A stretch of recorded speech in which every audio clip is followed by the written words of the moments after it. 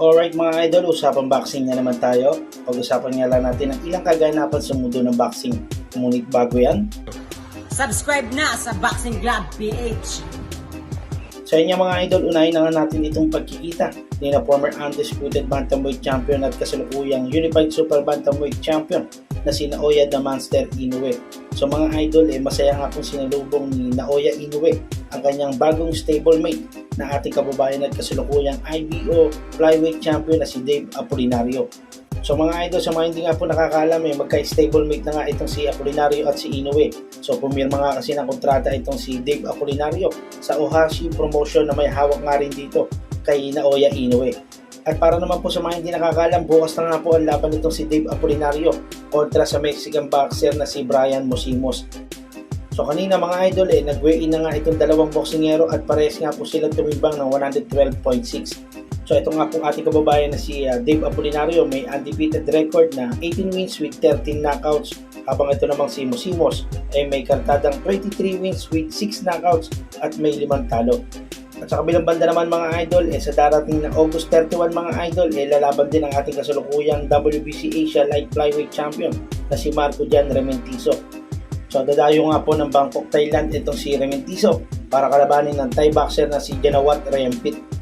So makakasama naman ito si Rementizo ang ating female boxer na si Kim Aktub na lalabanan naman ang kasalukuyang kampiyon ng WBC Asia Super Flyweight na si Shoru Yang. Sa iba pang balita mga idol, kaugnay naman po ito sa naging laban ni na Unified Heavyweight Champion Alexander Usyk at Daniel Dubois. So kung ating nga maaalala mga idol noong linggo, nanalo nga itong si Usyk kontra rito kay Daniel Dubois. Pero mga idol, meron nga pong segment kung saan nagkaroon ng controversial call ang referee doon sa round number 5 na kung saan bumaksak nga po sa isang body shot itong si Alexander Usyk. Subalit mga idol, nagkaroon nga lang ng kontrobersya dahil natawag nga ito ng referee na low blow at hindi nga legal punch. At dahil nga dyan mga idol, hanggang sa ngayon mainit pa rin pinag-uusapan ang naging suntok nga nito si Daniel Dubois kung low blow ba talaga o legal punch.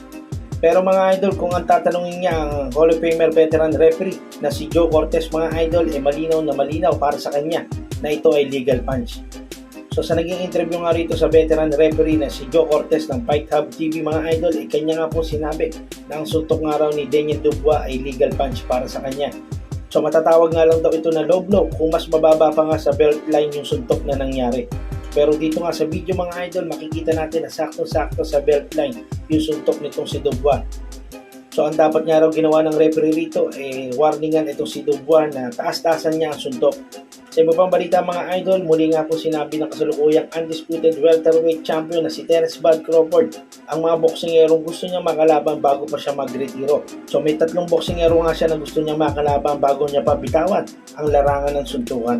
Ito nga ay kontra kay na former unified welterweight champion Errol Spence Jr., super welterweight undisputed champion Jermel Charlo at kay super middleweight undisputed champion Canelo Alvarez. So yun nga yung 3 boksingero na gusto nga makalaban nitong si Terence Bud Crawford bago siya magretiro.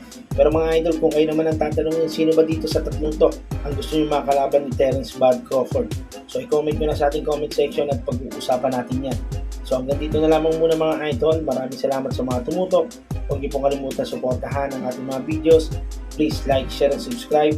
And please support boxing. A legal punch, and you would have given Usyk a 10 count at that point. Well, I would have to see it. Being in that position, when you're in that fight, just watching on TV is different when you are in person. Yeah. Now, I don't know what angle Louis Pavon had, whether he was on the blind side, or would he actually see it clearly that he saw a low blow? I mean, a low blow is when you get hit really down in your groin area. That's really considered low. On the belt line, that's just a warning. Come on, keep him up, keep him up.